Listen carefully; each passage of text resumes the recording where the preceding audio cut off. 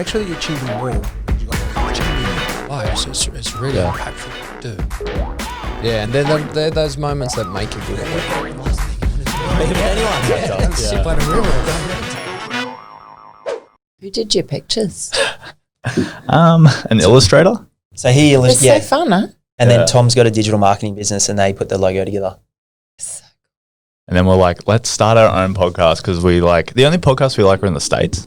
Like it seems like they have the best guests, the most fun. Yeah. There's a few in Australia that like definitely kind of pique your interest. But I think the hardest part of podcasts is a lot of the people need sponsors to get them running. Yeah. And that's why we're saying we see a lot of them like fade off. Whereas ours, we kind of self-fund it. Why do they need sponsors? Just to pay, like it's hard. Like we've realized in running a business and then finding time to do this on top of that, it's like a real investment of time, especially for the guests as well. So you got to organize all the guests. It's its own second business. Yeah. Same with the editing. Like all this footage comes out and per episode I end up getting like 4 hours of content. Yeah. I've had to turn the video editor into a business as well by being like, here's a template, here's a brief, here's how we want it to be after every episode. Yeah. But jumping at the start, I was like, we'll just catch a Once few you do it, for about a year, it just like it makes it so much easier. We're 14 or 15 episodes in now, and it's feeling a lot smoother. Oh, that's great! Wow. Yeah. Okay. And we feel like we've learnt so much from the people we've had on. Like I'm it's young. It's a great way to start the day. It is. Yeah. I'm young. I think I know everything. But then you talk to people who've like got different experiences, and you realize, and you're like, wow, maybe I'm not as I know nothing. I know nothing. Yeah. But it's like that great. But it's still hard. It's almost humbling. What's that? It's hard for you to admit that. Yeah, I forget. Are you recording that? Like, no, we do the intro. Sure, you should have recorded that. Yeah, this is recorded. Yeah, good. We'll do that as a cut-in bit. We don't have an intro. That can be the intro. Great, we'll start from we there. We better kick things off. I realise I know nothing. All right, so this morning we are joined with Heidi Dugan, who is well known for being the first foreign TV host in China, host of the most popular TV show You Are the Chef, which draws over 6 million viewers daily for the past 19 years. She's a mother of 2 children, has her own business, Chef Mama, which works with women's groups and the Shanghai government to promote nutrition, healthy eating and other community projects. And now she is also heavily involved in Arte Group Limited, which creates tailored strategies for international brands to enter the China market and effectively connect with consumer. Welcome. Nice. I like that. Is that a good intro? A summary of my life. There's more to that though that we've found out. So we look forward to catching up with you. Yeah, that's great. Awesome. I can't believe so you married your kung fu teacher. Like what a story. It is the funniest story. And I say this always, I don't think I've ever been asked this question by a foreigner, but I've had to do this question in Chinese so many times that I got really bored of it. But it's actually a really funny story. So I was introduced by another kung fu teacher, an older man. He said he was going to Japan, that he'd introduce me to his student. And at the time, I was young at the time, but he was younger. And it was like, seriously? That's who you're, you know that idea of when you're learning martial arts, you want your teacher to be an old man. Yeah. They can't move, they can't do anything, but that was trust the wisdom. Yeah, that's what you're sort of thinking. So I was sort of going, seriously, you're going to give them, all right then. And I remember the first class he taught me, I was, he was on his pager, pages were cool at the time. And I was just like, this is ridiculous. I'm going to quit. I'm not going to do this. And what happened was he said, we'll do a class next week. And I was like, yeah, sure, not wanting to sort of turn him down to his face. And then I went out and partied so hard the night before that I actually forgot to cancel the class. And so he's ringing up at like 5 o'clock, 6 o'clock, and I was like 2 hours late. I definitely have to turn up. So I went to the class 2 hours late. And he's waiting there, and he said, okay, show me what you've done. I said, I've been learning the sword. Show me. And he it's the Tai Chi sword? No, it's not the Tai Chi. I was doing it so slow, he thought I was doing Tai Chi. And he's like, okay. And I said, well, why don't you show me some of your kung fu, being the smart ass that I was. And then seriously, it was like out of the movies, flipping around, doing that. And I'm like, just like before you said, humbled, slightly humbled. And I came home that afternoon. I'm going, oh my God, I've got the best and coolest kung fu And then from then on, I was just like smitten. But didn't you do Kung Fu as a child as well? It wasn't like you just stumbled. I know. I can see the look on your face and just absolute disbelief. What were you learning when you were young doing Kung Fu? I was, but clearly their level is so high. Like he's from the Sports Institute. So they're the best of the best. And when we speak to and we see people doing Kung Fu here in Australia, the level is so low in comparison because it's just something like you'll get a lot of teachers that train here and then will go over to China for a month and then they say they know all of the forms, that they know this style. And, you know, I remember being with my husband here and we were going to some of the Kung Fu studios and, what style do you learn? I learned this, praying mantis, this. And he's going, oh my God. How have you learned 14 different styles? Like for them, they do it every single day of their life and they can only do like 4 or 5 styles. So he was just blown away. And then, of course, when he saw them, he goes, okay, okay, different style. So you walked in basically saying, I'm a black belt of all these different things. Yeah, like, so, great, show me. Yeah, show me, you know, and which is not to sort of put the people down here. I mean, it originated in China, the Chinese martial arts, obviously, and they've got so many different styles and they are absolutely amazing at it. When you see it, it just blows you away, absolutely blows you away. And a lot of our friends are in the movies and they, you know, that you'll be with them and they're like leaping to above your head and they'll just like stop in midair and then just come whooshing down, you know, it's like. Looks like magic. It looks like magic. I mean, it's like the movies. It really is. So it's super cool.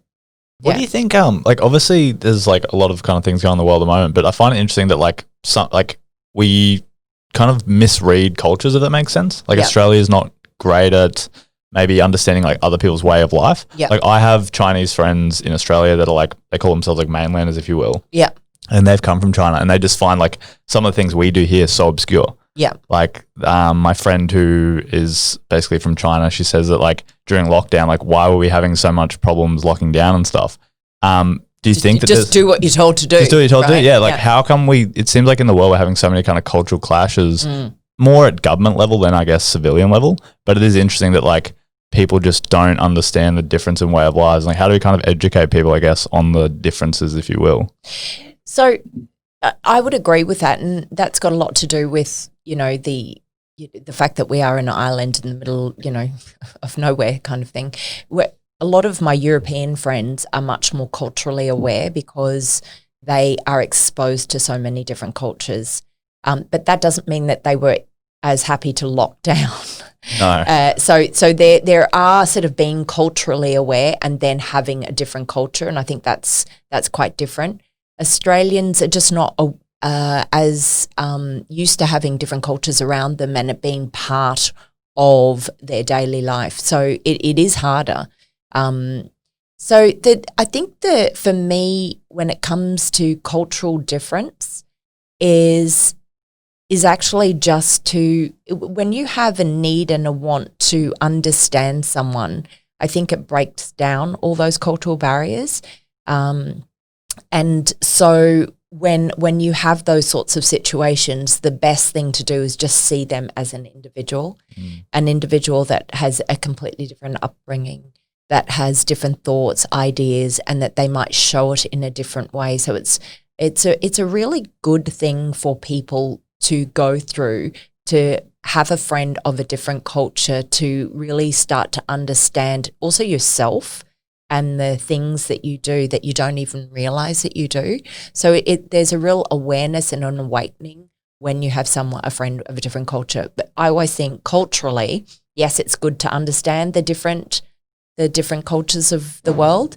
But if you come back to just wanting to understand and to care for a person, an individual, you'll always find a way to understand. But they're very relatable. So like, because being in recruitment, I interview people from all walks of life, all different nationalities. And I've become friends with a few of the international candidates. Yeah. And they're they go through the same stuff. Like Yeah. it's pretty much a normal, similar life, whether you're in Israel or Absolutely. Venezuela or We all go through and we all have the India. same sort of needs, It's the exact same. wants and things like that. It might manifest in a slightly different way and they might communicate it in a different way, but we all fundamentally want very to, to have a roof over our head. We want to feel safe. We want to be happy and we want to make sure that our family is looked after. So I think that they're fundamental core values that we all have. And I think that if you can kind of get back to that, then there's a path for real understanding. 100%. That's what I've learned just through my own experiences. Yeah. But I think the family part is that's what we miss in Australia that really appeals to me. The amount of how it's like everyone lives in the same home. And it's not just China, it's Japan, even Egypt as well. They just build levels on top of each building. Yeah. And I think that's super important. I don't know what happened. I don't know if Europe's different because obviously a lot of Australia came from European countries. But I don't know if that's why that change happened in Australia. It's like 18, move out. Yeah. You're on your own. The parents are like, I've had enough. I've had enough, yeah. Look, there are pros and cons of everything. And I think that you can't really take out a cultural characteristic without sort of putting it in its environment. I still love that Australians are so independent. Although you think that you like the idea of living all under one house, what happens is a lot of your independence and your individual decisions actually also disappear. And so the sort of the structural thing of, having parents and having family around you, I also love.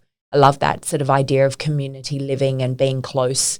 But no one's going to take my opinion away from me. And if I'm going to make a decision based on my life, I'll make it, not someone else. Yeah, you're and right. that is very, very culturally very different from an Asian culture where they are making decisions for themselves based on what the family think and also what that is going to do to the rest of the family. So, if everyone's independent, you can have that. But if people are relying on you, then you have to sort of change. So I think a lot of times when we talk about cultural differences, we pull out one or two things and it's very hard to do that. You really have to have it in context to understand why it works and why it works well. Yeah. How do Australians get like a better understanding of China? Like, is it a case of like, if you care, you'll kind of learn to understand? Like, don't listen to the media? Yeah, people aren't involved in like... The media is pretty at the moment. Yeah, I think people need to separate politics and daily life. Politics and media have to report what's happening, but it doesn't mean it's the only thing that's happening. Correct, yeah. And politics, it's really about governments trying to do the best thing that they believe by the mass.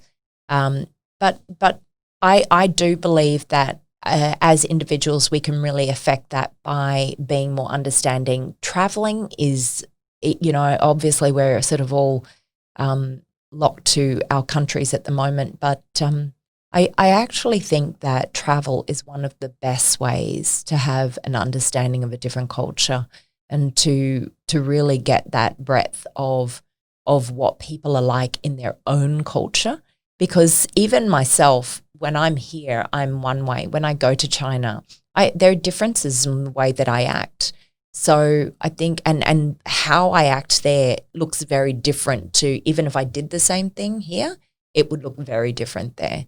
So they're the sort of things I think when you go and travel abroad and you kind of immerse yourself in a culture, you're very quickly surprised and pulled up by, that awareness of actually the reactions that you get around you by what you're doing. Well, it's an honest answer. Like people could agree in maybe different friends groups I hang out with. If you're with your lawyer friends and you're drinking wine on a wine night and then you're with your rugby friends playing a game. Yeah, it's absolutely. Two different environments. You act differently. And I think that's actually a really good example is, you should act differently with because different people. in the environment, you're trying to like not protect yourself, but you're you don't want to act like you're going to be the one that's going to annoy the group almost if you're like, why are you acting like a pretentious? Yeah. Yeah. And it's also about connecting with people. Exactly, meeting them where they're at. If you're at football, you start talking about law, they're going to go, what are you doing? What We're are here you to have doing? fun. And We're relaxing, and vice versa. You're sitting there having a football conversation with a group of lawyers that are trying to get stuff done. They're going to be equally as annoyed.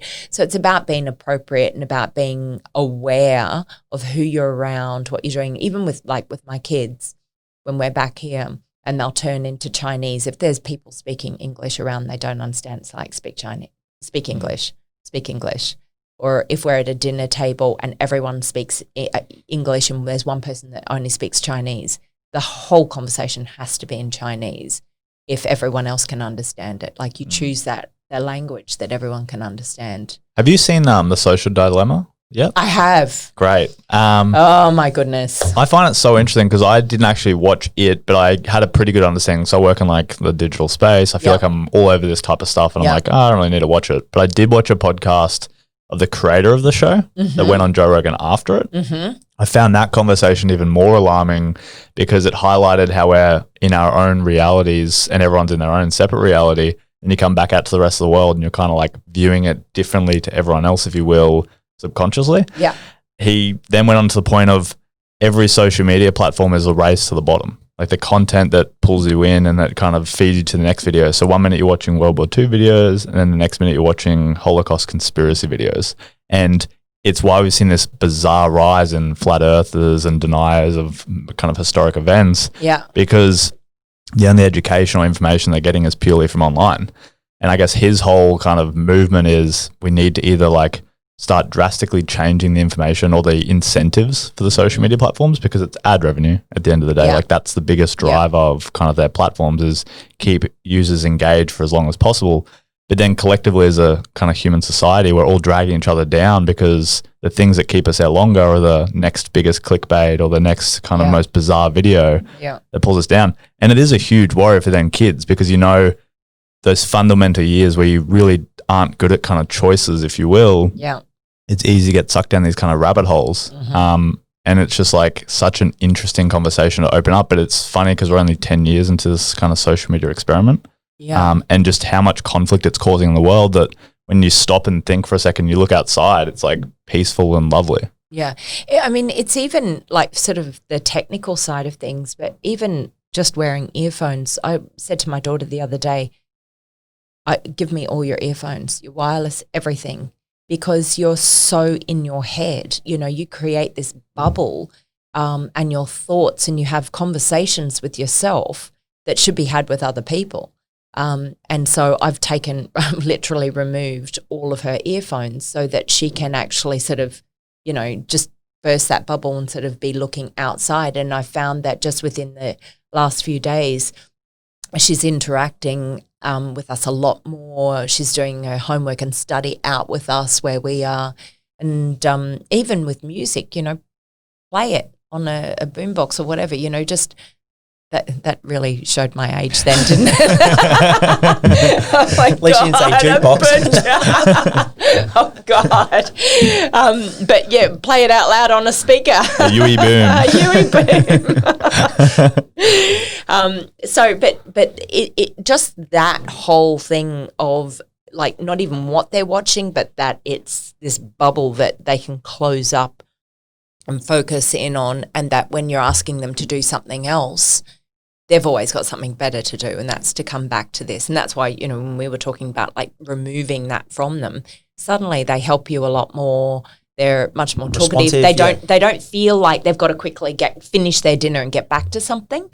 So we don't have a lot of electronics just because the kids are doing the online schooling. They've been on a lot more, and it's much harder to manage because of that. But when they're at school, there's that, zero. Yeah, it's very limited. Even headphones is an interesting one because I had a friend the other day quite honestly just be like, every time you talk to me, you've got your AirPods in. I'm like, oh yeah, but I'm on the phone. And I consciously just didn't realize, like, oh, it looks like I could be somewhere else or I've got something better to do. Yeah. But I'm quite engaged in the conversation, but I'm realizing that that's like a piss off, I'm busy kind Yeah. of sign to them. Yeah. And she's like, do you mind pulling them out when you talk? I was like, oh, yeah, I'm so sorry, of course. And I've consciously had to remind myself now when someone's talking to me, don't leave them in, take them out so you're fully engaged in the conversation. I should have had that conversation with you instead of my daughter, right?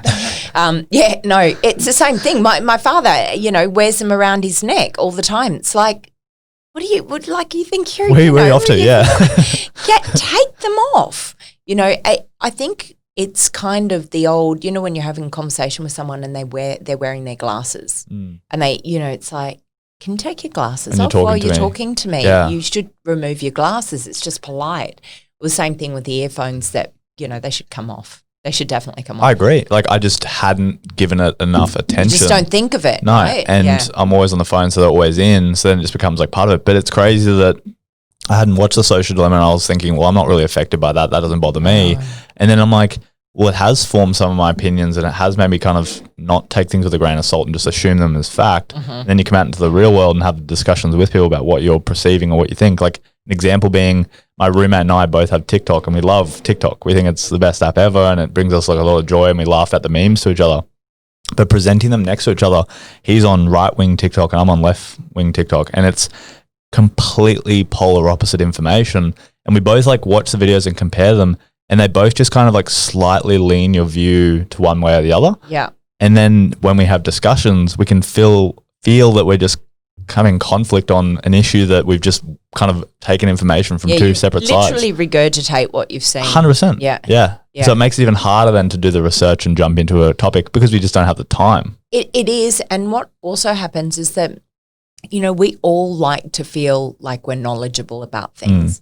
And so even though you don't have time, by doing these things, you're still absorbing information. And so you always, you know, it feels good You feel like you're to across talk it. about, you know, you've heard about this and sort of to, even if you are regurgitating what someone else said, it makes you feel good because you feel smart. Yeah. So and that's a really cool thing. Yeah. But it's also not Dangerous? it's not that it's, I think the danger is that it's not conscious. Yeah. And that you haven't gone to seek out, you know, research the information. You've literally been pumped with, as you said, you know, one-sided version. But it's so interesting because I'll use me as the example because it probably happens more often to me, but I'll be like regurgitating something to Declan and then he'll just ask a few more leading questions. Not quite sure about that. And I'm like, I've just gone from really confident on this topic to I'm actually not sure where I read this article. I have no idea. Yeah. But it's funny because I like my brand for me is like I think I'm honest and authentic, but then I find myself leading into that. I'm like, I'm so guilty of regurgitating what I see as well. So then when people do it to me, I'm now like more hyper aware. Yeah. That, where did you read that? Where do you find that bit of information? Yeah. And even if it comes from a trusted source, you still have to do your own research. It's like, you know, you go to a doctor and they say, you've got this illness and you go, I'll go and see 3 or 4 different doctors and they give you all different And naturopaths and different. Exactly. So they give and they'll do it based on what they Do understand. you think it's and our they own know. ego that we're picking that one source? Look, I think the thing is that it's very difficult in all aspects of our lives to go and research everything. So, you know, we naturally, like if I know you're a good doctor and I know that you're in line with my thinking, then I'm going to, you know, there's going to be trust there that you've done the work. And that's the same with me with my work, is that why people would buy from me or why people listen to me is because they trust that I've actually gone and done that research and that their thinking, their morals, their values are probably more in line with what mine are. So they're happy to follow and they think that they're going to be given information that is good for them. Well, you've really lived it. Like it's the example of if Warren Buffett lost all of his money tomorrow, he could go out in the street and anyone would throw money at him to be like, I trust this guy. His brand is on point. Exactly. And that's the thing is that so you can't, you know, that's why you get people following you or liking you and those, you know, you get masters in the business like Warren Buffett because you know that they have the history there. You know that you can rely on them. They're transparent, they're trustworthy, and they're thinking the same way as you do, so you follow them. And did you and a bit like you guys, right? Bit like you know, us, they love you guys, and then they just, you know, whatever you guys say, anything goes. They're going to trust. Be careful, especially Tom. Yeah.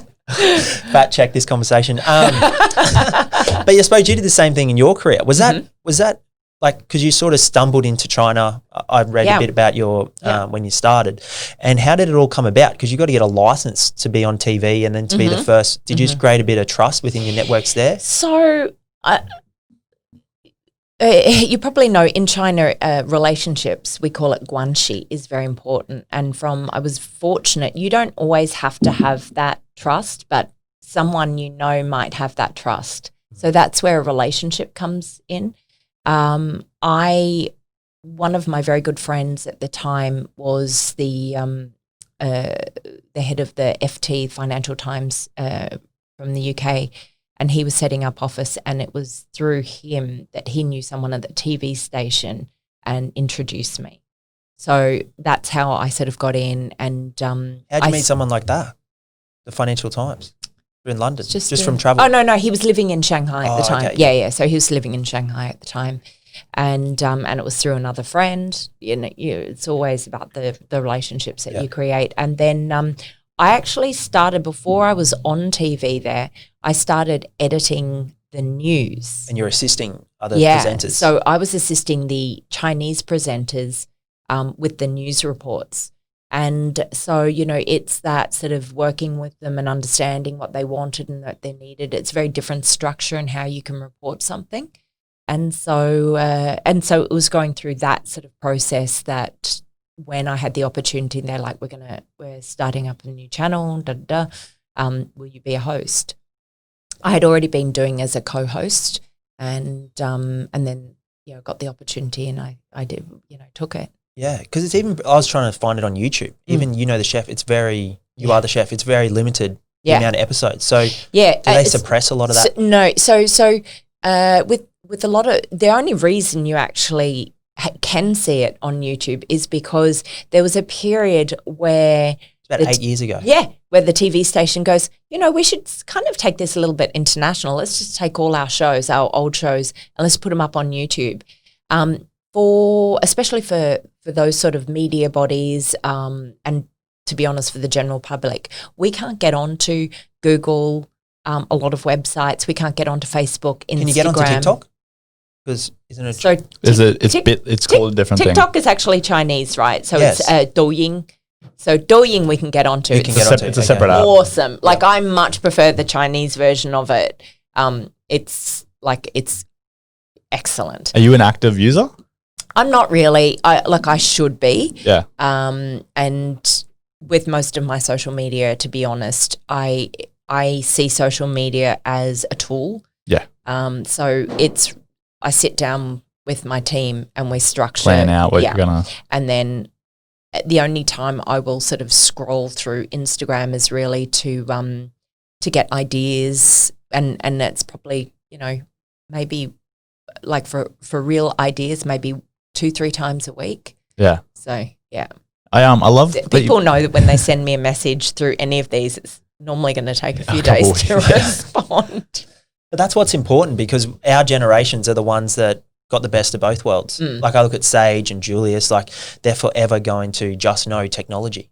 Maybe your kids just to know technology, like to be around you from that younger age. It's good because it also means they grow up using it. So it's like when a child grows up speaking another language, it's much easier. It really is much easier. So when they grow up learning and using technology, they grow up naturally as it becomes another language to them.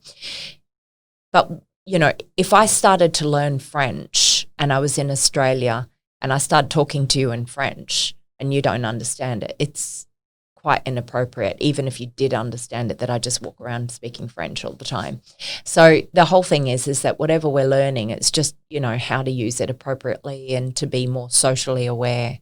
That's the major part. That's the parents. I do believe that's the parents' job, is because the kids, we always, as parents, always taught kids when you're in a supermarket or we're in a shopping centre, if you get lost, stay where you are, da-da-da. And we used to, always go through. I remember when my daughter was young, especially because we're overseas, this is what happens if someone takes you. What do you need to do?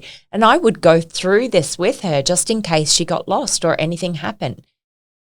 Do we sit down with our kids and do that with the technology and devices? And I mean, I definitely do that with my daughter, you know, and my son, they're like, why can't I do it? Well, it's like, all right, well, if I was to put you in a massive party and I just dropped you off with, you know, hundreds of people that you don't know, how would you feel about that? And he's like, well, it's not really the same. It's like, well, when you're playing a game with adults of 50 years old or 30 years old and you don't know any of them except for one kid that brought you in, it actually really is the same because they have exact same access to you. So he's sort of like, oh, okay. So I think that sort of bringing that awareness to a physical, you know, I suppose like an example so that they can sort of picture it a little bit better. It's a good example. It is a good example. And it's the same with, you know, with my daughter, weird. You know, your friend, you know, like how you respond to someone in a group in social media. Like, would you go up to that person and say that in front of them? If you would not say that, then don't do it on social media, and vice versa. If someone that randomly comes up to you and goes, you look bad, or, you know, I don't like this or I don't like that, you'd go, don't take it on board. Well, if you'd go, who is this crazy person? You'd walk away going, oh my God, who was that? They're crazy. And you would never go, oh my God, I look bad. You just go, there's a crazy person and I don't even know who it is. Thought they'd come up and have a, you know, comment. So I think that if you can try and sort of correlate those experiences with something they're dealing with, almost something that they can understand sort of in a physical way, I think it helps them get through that. 100%, because if it's not coming to that level, then it's kind of like, do you just want me to not have fun, or what are you trying to like take away from me? And then you hold on tighter. Yeah. Like we had a nutritionist on, and he made such good points about treating all food the same with your kids in the way that if the chocolate is the best thing ever and they can never have it, as you get older, you just want chocolate. You just want it all the time. It's that one thing that you're not allowed to have as a kid, and you do anything for it. Start trading lunches at school, whatever it takes. Whereas if you just make the carrot the same as the chocolate as the next thing, it removes that kind of like need for it where you're trying to fill a void. And I think the thing is that, you know, when you tell a child that they can or cannot do something, then that you really are taking the fun out of it, because you're taking their ability to make a decision. And so when you educate them on, especially food's a really good one, because of course, you know, most of my work has been around food. And so I've been really conscious of making sure that the kids cook so that they can see what, you know, different food is, but also, you know, making sure that you've got different colors. And then I never say you can't have it. It's like, how do you feel about the choice that you made? And they're always like, it's just once, it's you know, it's just once. We're only learning about that now. Yeah. When it comes to giving kids choices. And it's like, it changes their whole outlook. And they're like, wow, I have power, I have a choice, and that's my decision. And make sure, and that's the thing is I always go, it's always your decision. You make the right choice that you think is right for your body, for your health, and for longevity, you know. So they sort of go, ugh. So my kids, and the thing is, the good thing about that is when you're not going to be around them all the time. So when they are, especially like for instance in China, you often get, they're very, a lot of, especially the elderly, are very sweet. It's very common to get them to hand over a lolly or a biscuit or a piece of bread or something like that on just off the street if they think that, you know, the kid's cute or that they might be hungry or something like that. And so, you know, just teaching the kids that you don't want to be rude and say, no, I don't want it. It's like, oh, thank you very much. I don't eat this, or thank you very much. And you take it and then you come back and say, is this actually okay for me to eat? Especially when they're young, just to sort of get them. I remember one of my proudest moments was my kids cook, and they cook really well. Like my daughter, breakfast and lunch, she will cook hot meals all the time. Like that's all she ever cooks. So she'll spend a half an hour cooking a proper meal. And I remember one time I was making something very quick, and for my family, a quick meal it could be pasta, like with, you know, tomato, onion, bacon. That's a quick meal for them. And I said to her, I'll make you some noodles with some chicken stock, and I think put a few things in it. And she goes, Mum, there's no colour in this. And I was like, and she goes, don't you think that maybe we should put a bit of spinach in it? But I you was choose, like, Mum. You choose. yeah, no. She goes, don't you think, that we should put a bit of spinach in it? I mean, I'm the one eating it. And it's like, that's a great idea. Go and put it in. Did you feel like taken back? You're like, how dare you? No, but no, on the opposite side, you sort of Be think, proud. like, that is such a skill that they have, really taken on board. And that's the thing, is that there are simple ways you can do it. Have a look and see if there's colour on your plate. If there's colour on your plate, then you pretty much can guarantee you're going to be eating something good. And as long as it's not ripped out of a packet, go for it. I love how kids can remember everything though. If you've said something, they remember every contradiction you've ever said. Yeah. They're like, oh, like, don't you think we should do it this way? Yeah. Because remember last time? You're like, yes, that's right. Yeah. And that's happened to me a few times before. And I think in those circumstances, it's also important to admit, you're right, actually, I shouldn't have said that. Which is hard to do. Yeah. It is hard to do, but when not the they first see instinct. when they see you apologizing And be for, transparent. like, if I get angry, it's not uncommon for my kids to sort of come up to me. I understand what you're saying, Mum, but you probably could have said it in a different way. And I'm like, fair enough, I agree. They're like your parents. Yeah. So, and they sort of hold you back, not hold you back, they sort of catch you up. Yes. And if you can take that and go, you're right, then they are also learn even going more. to do that. They're going to learn even more. So I think it's really valuable. So I imagine you've met some pretty amazing people in China. Who's like the most interesting person you've had like dinner with, or like one of those situations where you're like, am I in a movie? Besides your husband at Kung Fu. Oh, gosh. I have no idea. I've met a lot of really interesting people. Movie stars to... Yeah. I think. Well, there was... this is not going to resonate with you, but there's a Chinese superstar. Actually, there are two.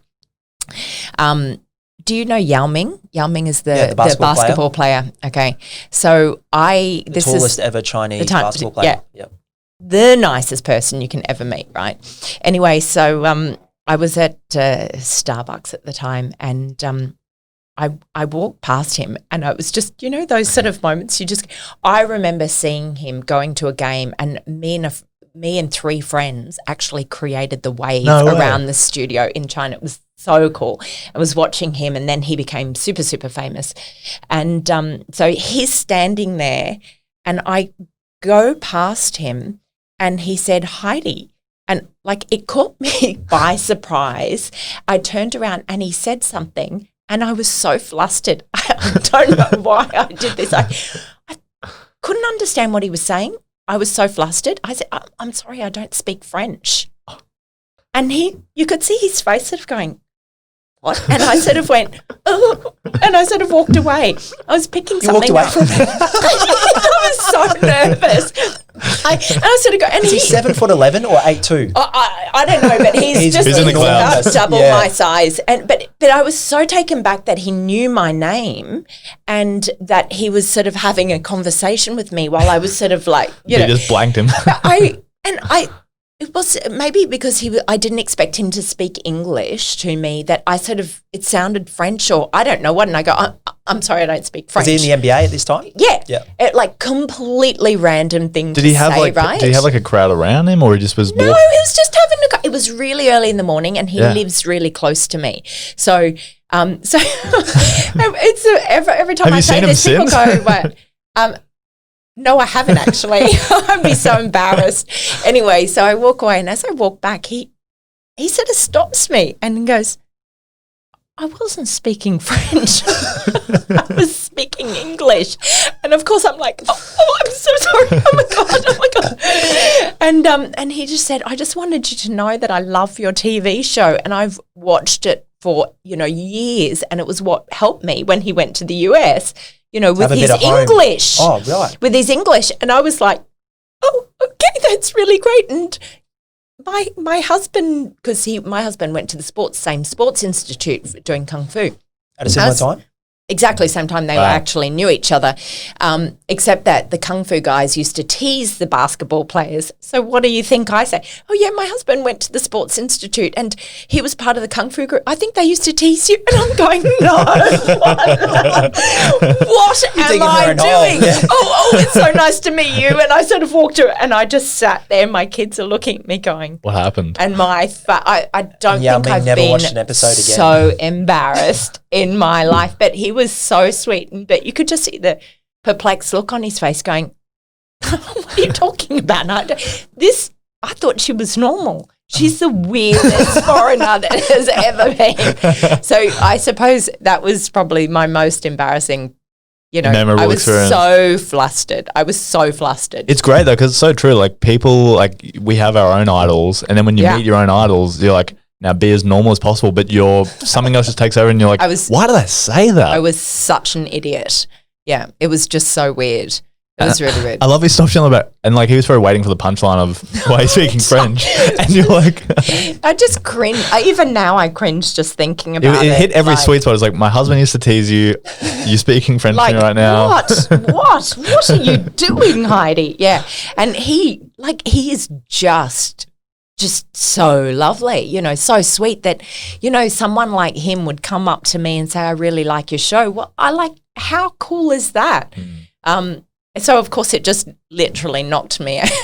Like, blah, blah, blah. For 1.3 billion people as well to run into him just down near your local coffee shop. Yeah. But, it's funny. How things happen, there are so many things that where you run into someone, you just kind of meant to meet them. I don't know what it was meant to teach me, but I do remember that I was embarrassed afterwards. Terrible. So I think when you first moved, so you moved from Perth to Brisbane and then left from Brisbane to China? So no. So before Brisbane, we were in Singapore. We lived in Singapore, and before Singapore, we were in Sydney. Before Sydney, we were in Darwin, and then before Darwin, Canberra, and then Perth. Crazy. Wasn't it the Pilbara as well? The Pilbara up north? No. Parapadu, which is in Perth. Yeah, okay. Yeah, just a mining town. Yep. It was all also when I was young. So I think I did not like it as a kid. I did not like moving schools. No one does. It's hard as a kid. It's really making hard. new friends, It's a new really person, hard. get introduced But to it the made class. me who I am. I bet, yeah. I'm very independent, and with the kids, even my kids, when I come back here for 2 months, I put them into schooling here, just so that they can get used to making friends and just dealing with uncomfortable Do you pick the same situations. school every year? I do. Yeah. I do. So, but that is one of the reasons that I did it. So you start your career off in China. I'm super curious now, is it the last few years that you kind of started your business of trying to educate Westerners on China, the culture, and how to do business there? So, so my focus sort of up until I would say, my main focus has always been in China, and I really sort of never looked out of China. Most of the focus is doing my show, connecting with the Chinese consumer, the buyer, and then it sort of I've been doing cultural training for companies like Ford, BP, IBM, Lego. So I've always done very high senior management training for culture. So if you get a new senior manager or CEO, whatever, I would sit with them, and whatever plan they had, then I would try to help them culturalize, localize the concepts and how do they actually implement it in a different culture. So I did a lot of that sort of one-on-one training.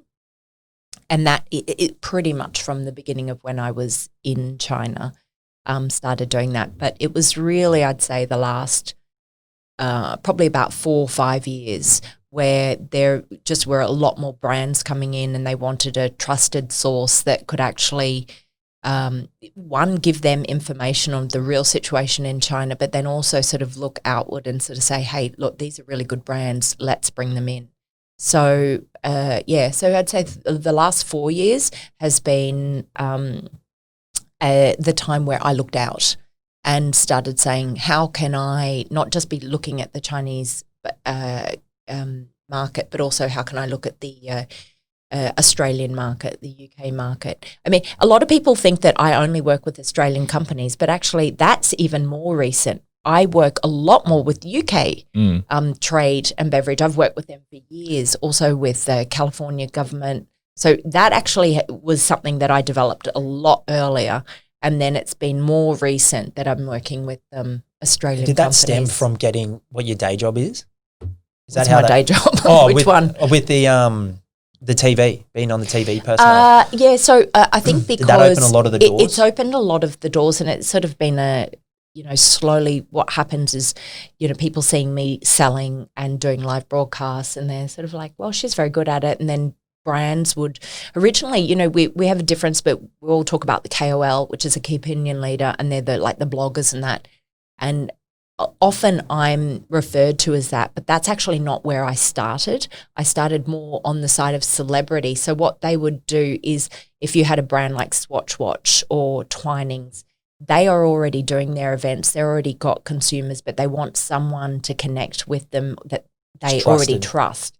So then they would bring me on and do, the events, or do the videos for them, create the recipes for them. And then when the Chinese saw that it was me, then they trusted the product. They knew that I was working with a decent company and that sort of thing. So that was really more where I had come from.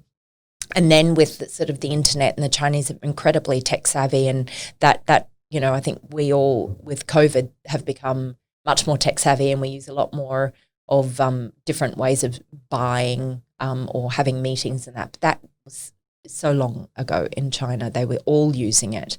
And so with that, I think that my skills sort of transferred quite nicely because I had the TV background. I have presenting. I'm happy to get up. It's a perfect recipe. It was a really good recipe. And then my love for business and marketing and things like that. I've set up a number of companies and things. So it just bringing it all together, it was really perfect, actually. And as getting into business, has that always been a focus of the family? Or how did all your siblings all of get our into family, business? we're all entrepreneurs. We all own our own company. Yeah. Which And is successful actually, ones too. yeah, but I think we were brought up with our parents constantly putting books next to us that were, I don't think they ever bought me a novel. They always bought sort of business books. I remember going into my sister's bedroom when she was like 12, 13, and it's like the girl's guide to buying property. Like, what was she going to do at 13? Obviously, Paul read that a few times. Yeah, exactly. But, she had there was a whole stack of them, Rich Dad, Poor Dad. So we were really brought up with the idea that you never stop learning, that you can learn anything, no matter what age, and that you should always continue to learn. So I think with that, the family has always been, very, we can learn what to do. And I've worked for other people before. I think we all have. And it's a matter of sort of using that really as a stepping stone to then going and doing your own thing. It's so valuable. Like so many people identify with their career path that I'm this and I can't do other things. And then I'm assuming with how many different things you've been able to do and manage, you realize you can learn new things, you can try new things. But when someone gets locked into a way of thinking, you almost see more potential in them. Yeah, you're like, I have a bad habit of when someone says, "Can you do this?" I go, "Yep, I can do it," and then I turn around going, "Gosh, can I do this?" But you find a way, right? And if you can't do it, then you go and employ someone that can do it, and then you learn from what they're doing. Most of the time, getting your foot in the door is the hardest part. Yeah. So if you've done that, that's not the anything hardest else- part for me. That's always the easiest part for me. But for most saying people, yes. For most How many people, things you say yes to? but then, and actually, the hardest thing for me was actually not saying yes.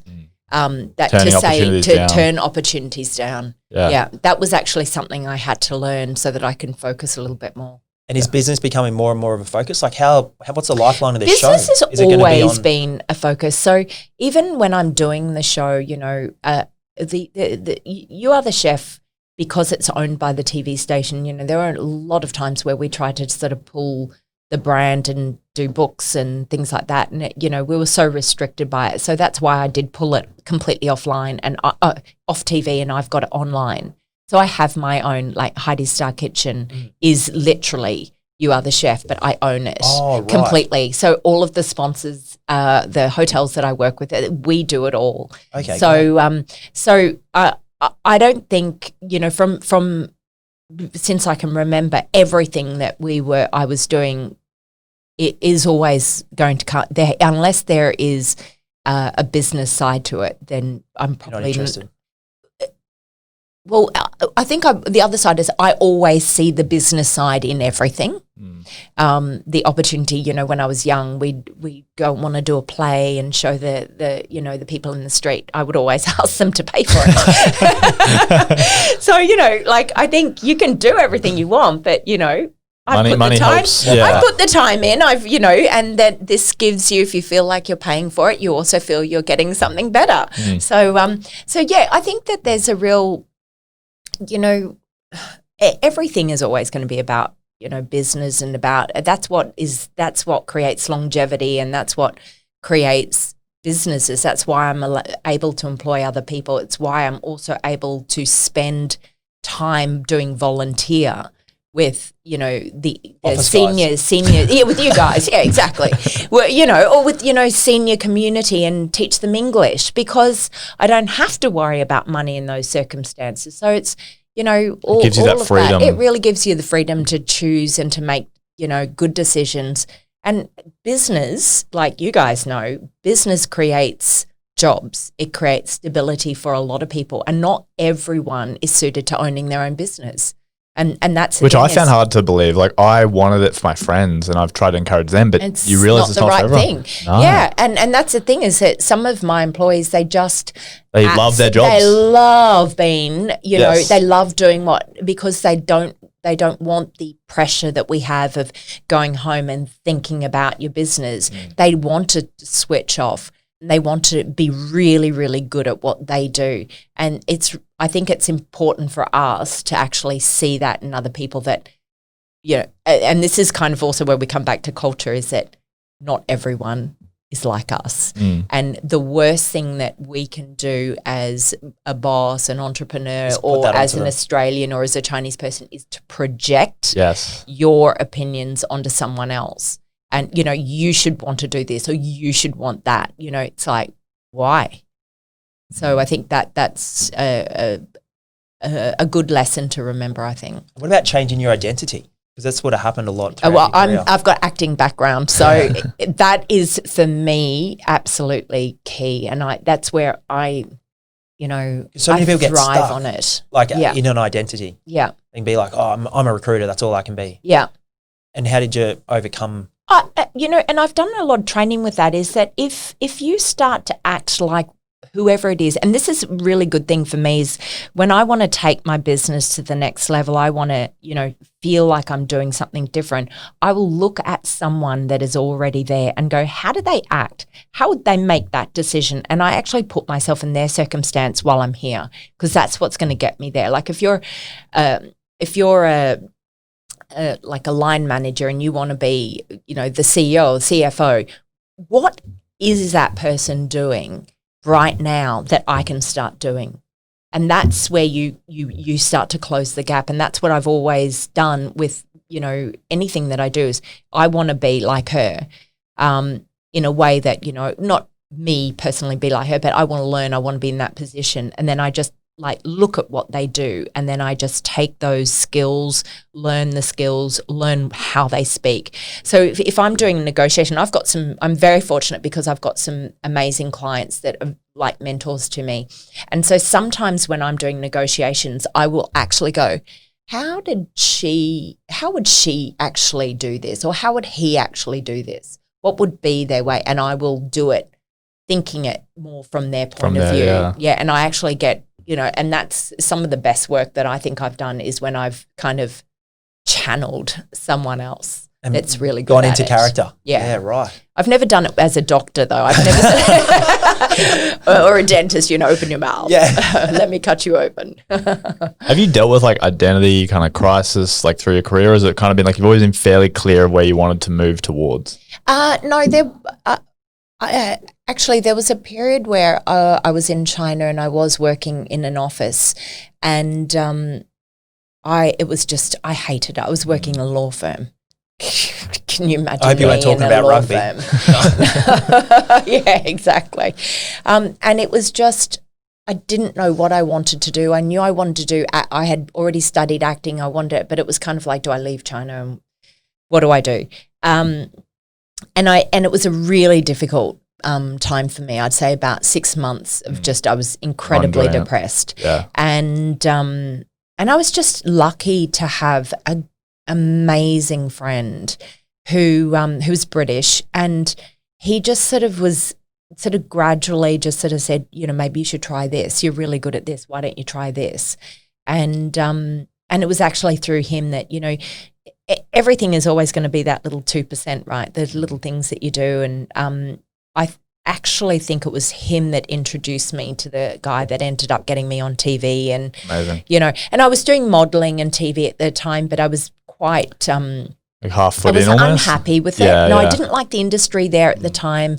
I didn't like how people were treated in the industry at the time. And so it was like everything I wanted to do, I'm actually perhaps really not liking this industry. And so, you know, it was through him that I sort of, he sort of just gently sort of nudged me in the right direction, got out of it. And It was a pretty pivotal moment then. it was a really pivotal moment. And I think you often hear in your darkest hour when you hit rock bottom is really the Best time. I would prefer not to hit rock bottom ever. But I think that, you know, my brother, he has does a lot of the business training, and he has this fantastic concept of how we are as people and how we learn things. And for me, it's the one thing that gets me through in hardship or anything, and that is it's the Star Wars theory.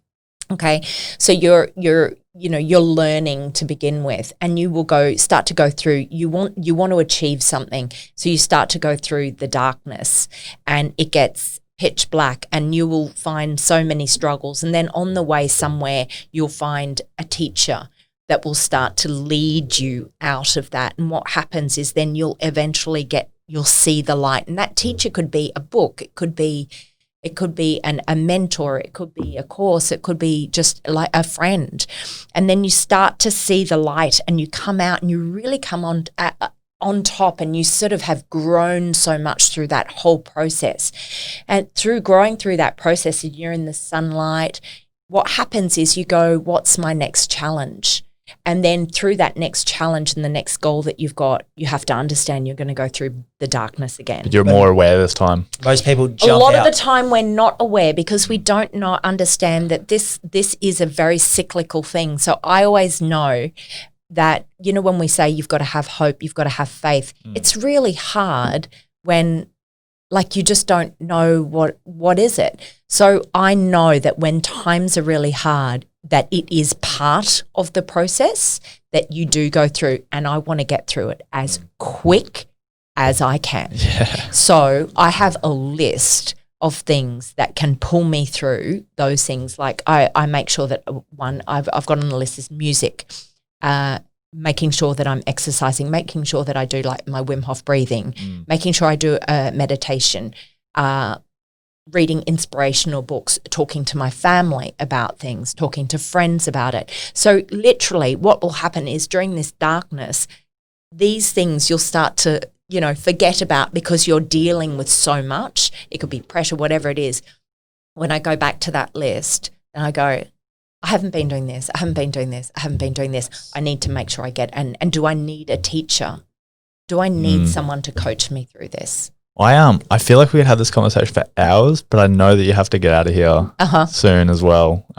So thank you so much for your time and coming on. But No problem. We're gonna have to cut it there. That was just getting started. I know. It's always Can you the stay for a bit more? way. Yeah. At the end, you know, all those, you know, diamonds. I don't want to be responsible for stuffing up your schedule. I know. Yeah.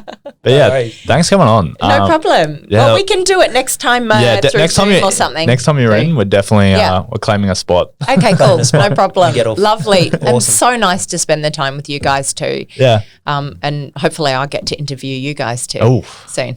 I'm sure you'll get so busy you'll start your own podcast as well because you have your TV show I've going been on. told I need to. but, It is so much fun. Yeah, It's Ming so is the much first work. guest. Okay. Oh, God. Hey, do you remember that time we met? As long as you could speak English, Yeah. I'll be fine. I'm just highly. I don't even know why I told you guys about it. I'm still incredibly embarrassed. We by love it. Yeah, everyone's got their That's why you know it's stories. a good Yeah. podcast because you don't think anyone's listening. You just start blurting stuff out. Oh no! Yeah, No, that's great. good. That's awesome. Thank you. Thanks so much.